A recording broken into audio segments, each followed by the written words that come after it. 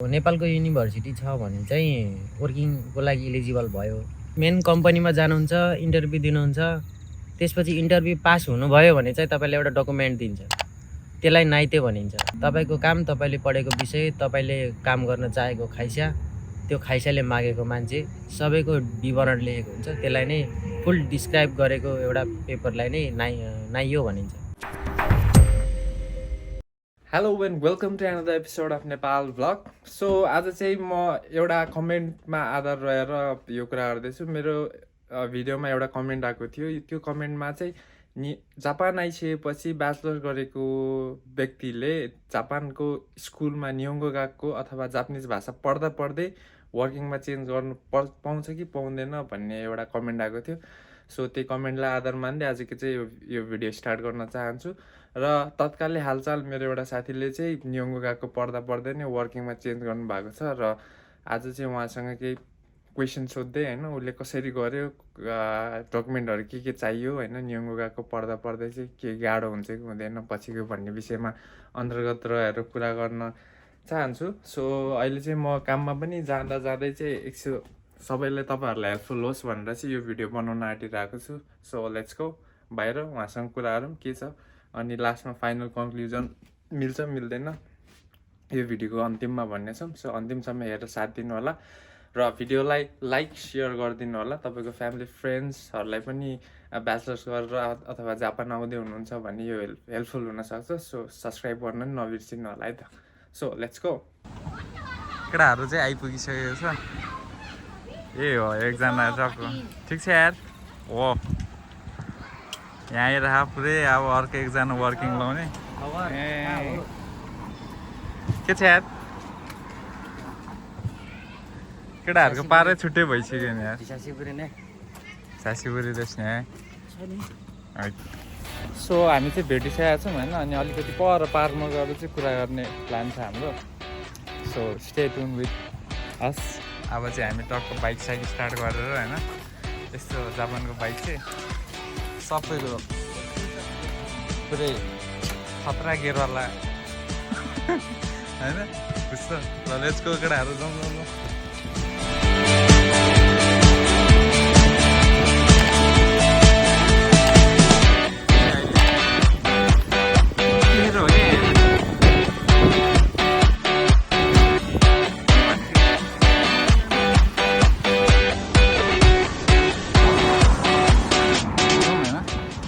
Signal brake भयो भने यसरी ब्याक आन्छ यहाँ चाहिँ ट्र्याक्टर।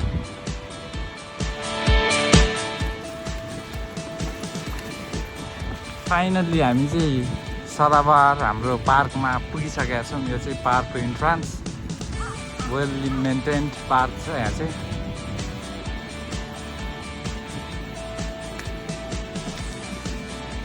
केटाहरू पनि आइरहेको पछाडिबाट। आज केटाहरूको वर्किङको पार्टी खानु लागिसक्यो, त्यो बेला पनि भ्लग जान्छ होला। सानो भ्लग यार, नेपाल भ्लगलाई नि स्पोन्सर गर्नु पऱ्यो नि त नि यार, वर्किङ लागेको केटाहरूले हो। फुल सपोर्टमा सपोर्ट पनि यस्तो डोसो पनि सपोर्ट गर्नु पऱ्यो नि त अनि स्पोन्सर यस्तो। कतापट्टि जाउँ हामी केटाहरू? यता जाउँ कि यता जाउँ? यता कि यता? यता जाउँ। यता धेरै प्लेग्राउन्ड छ बच्चाहरूको। सो हामी यता जान्छौँ।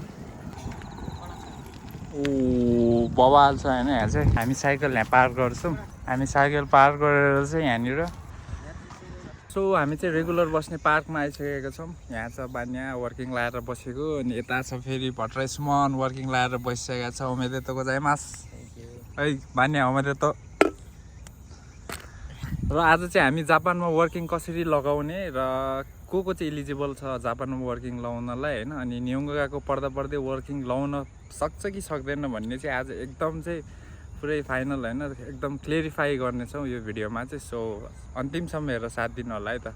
जापान आएको कति वर्ष भयो? त्यही 15 महिना पुग्यो। अनि हाम्रो बान्या कति भयो? सेम हो। सेम फ्लाइट ओ सेम फ्लाइट सेम कन्सल्टेन्सी र वर्किङ पनि अहिले एउटै ठाउँमा लागेको छ। र कसरी वर्किङ लाग्यो हेरौँ बुझौँ है त केटाहरूसँग। सो अब चाहिँ मेरो क्वेसनहरू म सोध्छु, तिमी सर पाराले होइन एकदम हुन्छ नि। कोहीले अब हामीले चाहिँ लुकाइ बढाइ चढाइ जापानमा बसेर पनि यति कमाइ हुन्छ भनेर अहिलेसम्म भने पनि छैनौँ होइन। सो आज पनि त्यही भएर जस्तो छ त्यही कुराहरूलाई चाहिँ भन्ने कोसिस गर्छौँ होइन। सो स्टार्ट गरौँ है त। ठ्याक्कै 15 महिना भयो र 15 महिनामा चाहिँ वर्किङ लाउन सफल भइसकेको छ। र यसको इलिजिबल चाहिँ कस्तो पर्सन हुन्छ नि, कस्तो मान्छेहरू चाहिँ इलिजिबल हुन्छ वर्किङको लागि जापानमा? वर्किङ भिसा लगाउनको लागि चाहिँ मेन कुरा भनेको ब्याचलर पास हुनु पर्यो, त्यही नै हो इलिजिबल भनेको। या जापानको ब्याचलर हुनु पर्यो कि भने नेपालको ब्याचलर हुनु पर्यो, युनिभर्सिटी पास गर्नु पर्यो। युनिभर्सिटी पास गरेको हुनु पर्यो। अनि युनिभर्सिटी चाहिँ जुन फ्याकल्टीमा पास गरे पनि हुने कि अब कस्तो छ हुन्छ? त्यसको आफ्नै आफ्नै क्राइटेरिया हुन्छ। फ्याकल्टी त ठ्याक्कै भन्नु पर्दाखेरि चाहिँ सजिलो वर्किङ लगाउन जापानमा सजिलो भनेको आइटी म्यानेजमेन्ट, इन्जिनियरिङ। सबैभन्दा राम्रो चाहिँ इन्जिनियरिङ र आइटी नै राम्रो मानिराखेको छ। नेपालमा युनिभर्सिटी पास गरे अब यता त हामीले आएर भोगि नै रहेको हो होइन। भाषा त एकदम इम्पोर्टेन्टै हो होइन। नेपालको युनिभर्सिटी पास गर्ने बित्तिकै वर्किङ मिल्छ भन्ने हो कि भाषा पनि चाहिन्छ त्यसको सँगसँगै? मिल्छ। नेपालको युनिभर्सिटी छ भने चाहिँ वर्किङको लागि इलिजिबल भयो। भाषा भनेको आफ्नो क्वालिटी बिल्डअप गर्नको लागि आफूले भाषा बनाउने हो। अब अहिले के गरेछ भने नेपालबाटै डाइरेक्ट ब्याचलर छ भने चाहिँ डाइरेक्ट वर्किङ पनि एप्लाई गर्न मिल्छ। तर नेपालबाटै गर्दाखेरि हाम्रो भाषाको लेभल चाहिँ अलि पुग्दैन के। नेपालमा धेरै पढायो भनेको N5 हो, अलि धेरै पढ्ने भनेको यान4सम्म मात्रै गरेको हुन्छ। तर जापानमै आएर तपाईँ एप्लाई गर्नुभयो भने नियङ्गो पढ्दा पढ्दै एप्लाई गर्न मिल्छ। N3 लेभलसम्म बनाउनुहोस्, यान4 लेभलसम्म बनाउनुहोस्, त्यसपछि चाहिँ एप्लाई गर्दा हुन्छ। इलिजिबल को हुनुहुन्छ त्यो त बुझिहाल्यौँ हामीले होइन। त्यसै गरी एउटा क्वेसन मेरो भिडियोमा एउटा कमेन्ट आएको थियो, त्यो कमेन्टलाई नै आधार मानेर आजको एपिसोड चाहिँ गरेर आएको खास गरी मैले। सो त्यो कमेन्टमा चाहिँ के लेखेको थियो भन्दाखेरि जापान आइसकेपछि नियोङ्गो गएको पढ्दा पढ्दै वर्किङ 1 वर्षमै लाउन मिल्छ कि अथवा 2 वर्ष नियोङ्गो गएको सिद्धेपछि मात्र लाउन मिल्छ कि भन्ने क्वेसन सोध्नु भएको थियो। त्यो कुरालाई चाहिँ अलिकति क्लियरिफाई गरिदिउँ। नियोङ्गो गएको पढ्दा पढ्दै चाहिँ के पढ्दा पढ्दै एप्लाई गर्न मिल्छ। अब नियोङ्गो गएको त अब 2 वर्षको हुन्छ। अब 1 वर्ष कटेपछि एप्लाई गर्छु भन्दा नि हुन्छ, 2 वर्ष कटेपछि सोचेको लिन्छु त्यसपछि एप्लाई गर्छु भन्दा पनि मिल्छ। त्यो आफ्नो हातमा हो। तर फाइदा चाहिँ कसरी हुन्छ भने आफ्नो भाषा अलिकति बनाउने अनि सिचुएको नलिकन पनि गर्दाखेरि चाहिँ छिटो हुन्छ। छिटो गर्न छ भने चाहिँ, नत्र भने सोचेको लिएर गर्छु भन्ने भने चाहिँ सोचेको लिएर गर्दा पनि हुन्छ। तर सोचेको लिने बेलासम्म के हुन्छ भने वर्किङ भिसा लाग्छ भन्ने ग्यारेन्टी 100% त हुँदैन। त्यही भएर अर्को ब्याक सपोर्टको लागि भनेर सिनमन गएको पनि एडमिसन गरेर राख्नुपर्ने हुन्छ। जस्तो डिसेम्बर कटेपछि नोभेम्बरतिरबाट नै स्टार्ट हुन्छ सिनमन गएकोहरूको ब्याक एडमिसनहरू चाहिँ। अब भिसा सोचेको लिएपछि एप्लाई गर्छु भन्नेले चाहिँ पहिलेबाट सिनमन गएकोको इन्ट्रान्सहरू दिने, गान्सियो बुझाउने, मेन चिजहरू लिने गर्नुपर्छ। त्यसको लागि त्यसमा पनि पैसा खर्च हुन्छ, टाइम खर्च हुन्छ। अब त्यो दुइटैतिर एकैचोटि गर्दाखेरि तपाईँलाई अलिक स्ट्रेस हुन्छ। अब एउटा वर्किङ भिसा पनि एप्लाई गर्ने, अर्को सिनमन गएको पनि एउटा स्टक ब्याक सपोर्टको लागि राख्दाखेरि दुईतिरै पैसा खर्च भएर अलिक झ्याउ पनि हुन्छ। त्योभन्दा बरु सिनमन गएकोको एडमिसन हुने टाइमभन्दा अगाडि नै वर्किङ भिसा एप्लाई गऱ्यो भने चाहिँ सजिलो हुन्छ। त्यसको मतलब हामीले 1 वर्ष नपुग्दै अथवा 1 वर्ष कम्प्लिट भइसकेपछि पनि सबभन्दा बेस्ट चाहिँ 1 वर्ष ल्याङ्ग्वेज बनाउने, 1 वर्षपछि चाहिँ एप्लाई गर्न थाल्ने। त्यसको मतलब नियोङ्गो गएकोबाट त्यस्तो प्रब्लम के अराइज चाहिँ हुँदैन? त्यस्तो केही पनि समस्या हुँदैन। तर गएकोलाई चाहिँ पहिल्यै इन्फर्म गर्नुपर्ने हुने रहेछ। तिम्रो केसमा चाहिँ के थियो? मैले चाहिँ मेरो त नाइते आइसकेपछि, मेन्सेचु पास भइसकेपछि नाइते आउँछ एउटा होइन, मेन्सेचु पास भएको डकुमेन्ट हो। त्यो आइसकेपछि मात्रै मैले गएकोमा कुरा गरेको। गएकोले चाहिँ अलि पहिले भन्न पर्थ्यो, पहिले इन्फर्म गर्न पर्थ्यो भन्ने खालको कुरा गरेको थियो। अब प्राय भिडियो युट्युबको भिडियोतिर पनि देखिरहेको हुन्छु मैले चाहिँ होइन, नाइते नाइयो भन्छ होइन। यो नाइयो नाइते भनेको चाहिँ जापानको भाषाबाट भन्ने कुरा हो होइन। यसलाई एकदम अलिकति छोटकरीमा डिफाइन गर्दा चाहिँ नाइते भनेको के हो, नाइयो भनेको के हो? नाइते भनेको चाहिँ तपाईँ मेन कम्पनीमा जानुहुन्छ, इन्टरभ्यू दिनुहुन्छ, त्यसपछि इन्टरभ्यू पास हुनुभयो भने चाहिँ तपाईँले एउटा डकुमेन्ट दिन्छ, त्यसलाई नाइते भनिन्छ। त्यो नाइते चाहिँ भिसा एप्लाई गर्नको लागि एउटा चाहिने डकुमेन्ट हो। अनि तपाईँ भिसा एप्लाई गर्नको लागि चाहिँ तपाईँको वकिल हायर गर्नुहुन्छ एउटा होइन। वकिलले चाहिँ तपाईँको यो विषय पढेको यो मान्छेले अनि यो काम गर्दैछ भनेर तपाईँको अझै एउटा डकुमेन्ट फुल प्रोफाइलको साथ एउटा डकुमेन्ट बनाइदिएको हुन्छ, फुल डिस्क्राइब गरेर लेखेको हुन्छ। तपाईँको काम, तपाईँले पढेको विषय, तपाईँले काम गर्न चाहेको खाइसा, त्यो खाइसाले मागेको मान्छे सबैको विवरण लेखेको हुन्छ। त्यसलाई नै फुल डिस्क्राइब गरेको एउटा पेपरलाई नै नाइयो भनिन्छ। त्यो नाइयो चाहिँ तपाईँको के हुनु पऱ्यो भन्दा तपाईँले पढेको विषयसँग ठ्याक्क अनि मिल्दो हुनु पऱ्यो। तपाईँले गर्ने काम, आफूले गर्न चाहेको काम र आफूले पढेको विषय चाहिँ मिल्दोजुल्दो हुनु पऱ्यो। लगभग 50% भन्दा माथि चाहिँ मिलेको हुनुपर्छ। अनि त्यसपछि चाहिँ त्यो बल्ल भिसाको लागि चाहिँ अलिक हाई चान्स हुन्छ। मिलेन भने इमिग्रेसनले भिसा क्यान्सल गर्न पनि सक्छ। भिसा क्यान्सल गर्यो भने केही अल्टरनेटिभ केही हुन्छ? भिसा क्यान्सल गर्यो भने तपाईँको अल्टरनेटिभ हुनसक्छ। तपाईँले यदि 2 वर्षपछि एप्लाई गर्नुभएको छ, तपाईँले सिनमन गएकोहरूमा नि एडमिसन गरेर राख्नुभएको छ भने चाहिँ तपाईँ सिधै सिनमन गएको जान मिल्यो। यदि तपाईँले 1 वर्षपछि एप्लाई गर्नुभएको छ भने चाहिँ भिसा क्यान्सल भयो भने फेरि तपाईँ नियमको गएकोमै हुनुहुन्छ अझैसम्म, त्यही नियमको गएको नै कन्टिन्यू गर्न सकिन्छ। तर एडमिसन चाहिँ 2 वर्षपछि गर्ने मान्छेले चाहिँ एडमिसन चाहिँ गरेर राख्नु पऱ्यो। फेरि एडमिसन छैन भने नियमको गएको पनि अब सकियो, सिनमन गएकोको एडमिसन टाइम पनि सकियो, भिसा पनि एप्रुभ भएन भनेपछि के गर्ने, नेपाल फर्किनु पर्ने हुन्छ। त्यही भएर त्यो अझै त्यो कुरा चाहिँ मेन कुरा बुझ्नुपर्ने त्यही हो। ओके, अनि त्यसपछि नियमको गएको पढ्दा पढ्दै तपाईँले भिसा प्रोसेस गर्यो होइन, तिमीले भिसा प्रोसेस गर्यो, त्यसमा लाग्ने डकुमेन्टेसन होइन, प्रोसेस के थियो, हाकेन कसरी खोज्यो होइन, कहाँबाट खोज्यो, अथवा आफै डाइरेक्ट गर्न सक्ने अवस्था हुन्छ कि हुँदैन, के कस्तो यसमा चाहिँ के हुन्छ नियमको गएको पढ्दा? हाकेनहरू जति पनि पाइन्छ ठाउँ ठाउँमा पाइन्छ। आफूले सबैतिर बुझ्ने, कहाँ अलि सस्तो भन्छ, कसरी सस्तो पर्छ, त्यसमा गएर चाहिँ कुरा गर्ने। पहिला मैले नेपालमा यस्तो विषय पढेको थिएँ, मैले यो सब्जेक्टहरू कभरेज गरेछु, मलाई चाहिँ यस्तै खालको नाइयो मिल्ने कम्पनीमा एप्लाई गरिदिनु, खोजिदिनु भनेर भन्ने पहिला। अनि त्यही अनुसारको खोजिदियो भने चाहिँ बल्ल गर्ने। नत्र आफ्नो नाइयो मिल्दैन, आफूले काम गरेको पढे अनुसारको काम कम्पनी छैन भने चाहिँ अर्को त्यो हाकेनलाई नगर्ने, अर्को हाकेनसँग फेरि कुरा गर्ने, धेरै हाकेनसँग कुरा गरेर बुझेर मात्रै एप्लाई अगाडि बढाउने। मेन कुरो त पहिला उनीहरूसँग कुरा गरेपछि एउटा इन्टरभ्यूको लागि फिक्स गरिदिन्छ। इन्टरभ्यू दिन जाने, इन्टरभ्यू राम्रोसँग कुरा गर्ने, उनीहरूले सबै दिएको हुन्छ कस्तो कस्तो क्वेसन्स हुन्छ भनेर। इन्टरभ्यू दिएपछि चाहिँ नाइती आउँछ। नाइती आउने बित्तिकै नेपालबाट पास गरेको डकुमेन्टहरू, ट्रान्सक्रिप्ट, क्यारेक्टर सर्टिफिकेट, आफ्नो जाइरो, पासपोर्ट सहित सबै कन्सल्टेन्सीलाई बुझाउने। त्यसपछि तपाईँको वकिल हायर गरेको हुन्छ हाकेलले होइन, त्यो वकिलले चाहिँ तपाईँको नाइयो बनाउने काम गर्छ। त्यसपछि सबै डकुमेन्ट तयार भएपछि भिजा एप्लाई हुन्छ। त्यसपछि अब सबै डकुमेन्टेसन सिद्धियो, प्रोसेस सिद्धियो होइन, इन्टरभ्यू सिद्धियो, त्यसपछि अनि भिजा लाग्ने चान्सेस, अनि त्यसपछि हुन्छ नि भिजा चाहिँ कति दिनमा चाहिँ आइपुग्छ जस्तो लाग्छ? अनि यसको चार्जहरू कति पैसा खर्च हुन्छ यहाँ जापानबाट अप्लाई गर्दा, भिजा अप्लाई गर्दाखेरि होइन? पैसाको कुरा पनि आउँछ, किनकि हामी स्टुडेन्टमा आइसकेपछि ऋण काटेर आएको, धेरै दुःख हुन्छ, धेरै स्ट्रगल पनि गऱ्यो, सँगै काम पनि गऱ्यौँ होइन, धेरै स्ट्रगल गरेका छौँ नि त होइन।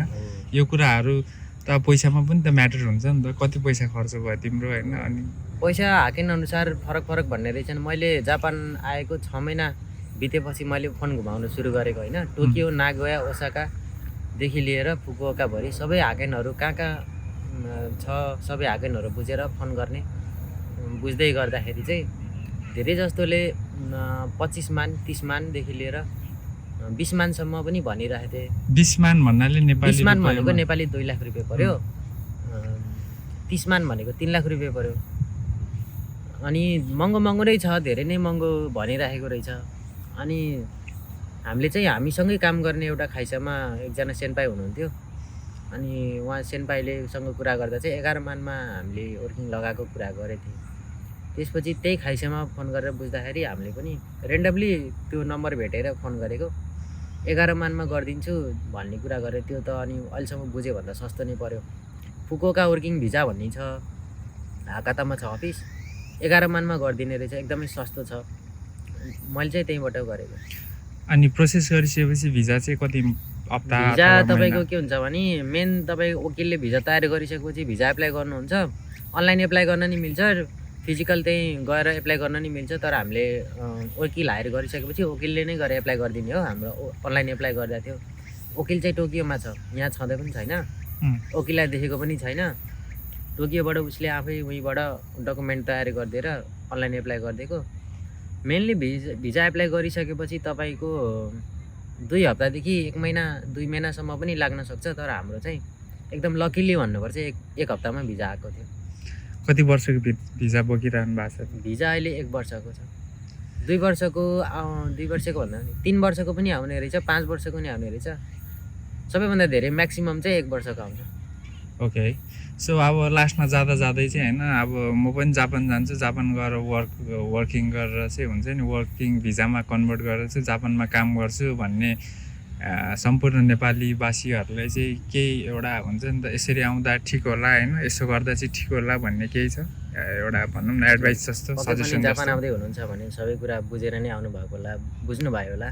तर नि मेरो एउटा रिकमेन्डेसन के भन्न चाहन्छु भने आजको कुरा सुनेर जुन तपाईँले ब्याचलर गरिसकेपछि डाइरेक्ट वर्किङ एप्लाई गर्न मिल्छ भन्ने कुरा बुझ्नुभयो, अनि त्यो कुरालाई कसरी लिनुहुन्छ भन्ने अर्को कुरा पनि छ। किनभने कसैले ब्याचलर पढ्दै हुनुहुन्छ होला, फर्स्ट इयर सेकेन्ड इयरतिर, थर्ड इयरमा पढ्दै हुनुहुन्छ होला, कसैले भर्खरै +2 पास गरेर बस्नुभएको होला।